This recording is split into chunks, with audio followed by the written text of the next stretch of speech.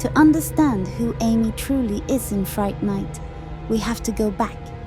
Not years, not decades, but centuries. Back to a time before Jerry became a monster, before he tasted blood, before he cursed God himself. Because Amy's origins don't begin in the 1980s.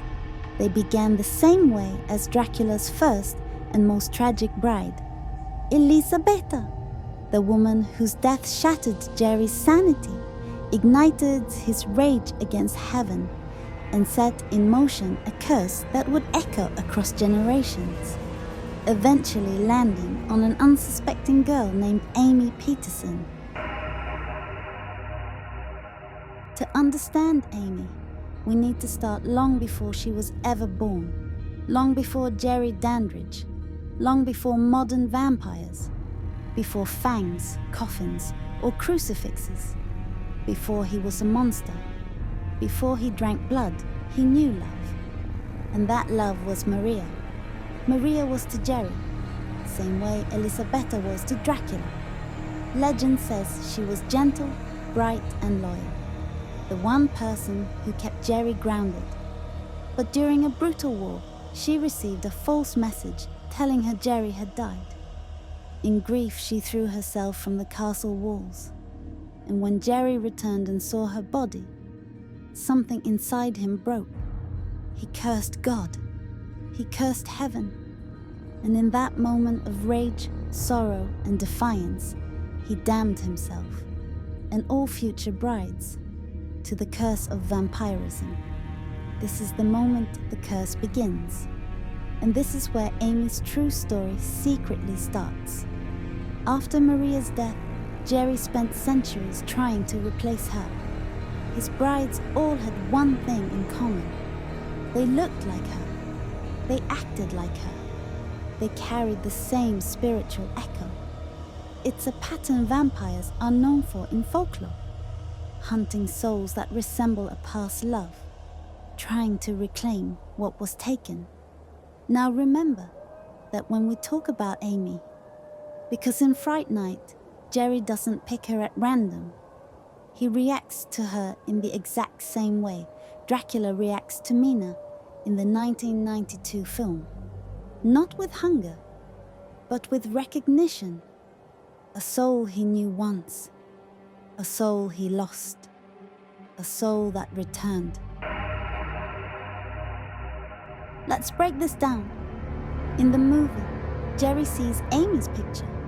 One look, and everything changes. He freezes. His expression softens. He speaks to her differently than anyone else. He isn't hunting her. He's drawn to her. This is not vampire picking next target. This is vampire finding the reincarnation of the bride he's been searching for. Amy doesn't just resemble Maria. She is Maria reborn. That explains Jerry's behavior. He approaches her gently. He comforts her. He dances with her like he's reliving a memory centuries old. He turns her slowly, almost lovingly. Not with violence, but ritual. Jerry isn't creating a new vampire. He's trying to restore the one he lost. And Amy, even before turning, reacts to him with fear, mixed with a strange familiarity, like she's remembering something she shouldn't. Now let's talk about what happened when Jerry bit her. Her eyes change, her face shifts, and for a moment, she doesn't look like Amy at all. She looks like someone else. This is key. The curse doesn't just turn her into a vampire. It awakens the soul that's been trapped inside her for lifetimes. Maria returns. This is why Jerry protects her afterward. It's why he shields her from Charlie and Peter Vincent. To him, Amy isn't a new victim. She's the love he lost.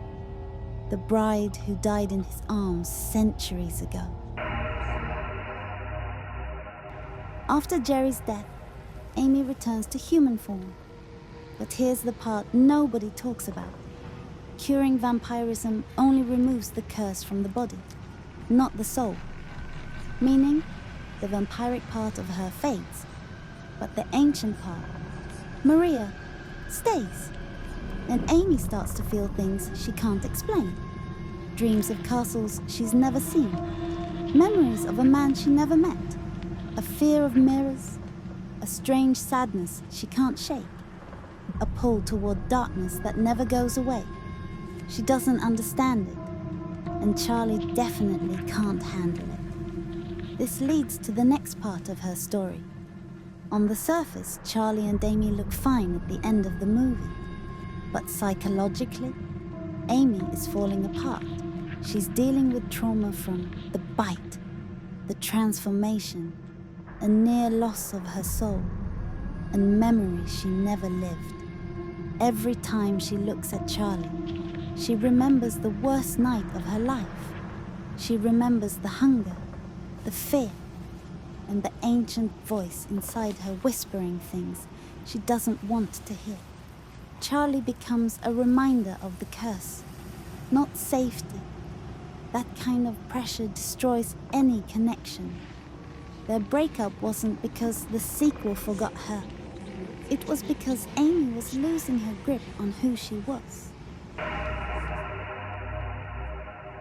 Here's the darkest part.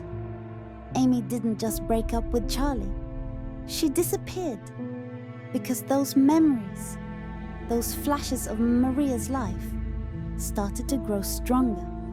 And she became a danger to herself and anyone around her. Some lore suggests the church warned her she was marked. She felt Jerry's presence even after death. She feared he wasn't fully gone. She feared Maria was waking up again. So she left. No goodbye. No explanation. She ran from the curse before it could claim her again. Now here's the final twist. If Amy carries Maria's soul, then Jerry's essence may still be tied to her. That means, if she lives, Jerry lives, even in fragments. It explains the strange shadow she sees, the voice she hears in dreams, the feeling that someone is always watching. Jerry wasn't hunting Amy. He was returning to her. And if her soul is awakened again, he might return too. Amy Peterson wasn't just a girlfriend caught in a vampire fight. She was the final chapter in a love story that began centuries earlier. A tragedy born from Maria's death and Jerry's curse. Same as what Elisabeta was to Dracula. Jerry wasn't obsessed with her because she was young or innocent. He knew her. He remembered her. And he wanted her back. And after the movie ended, Amy's story didn't stop. It just got darker. Watch the next video.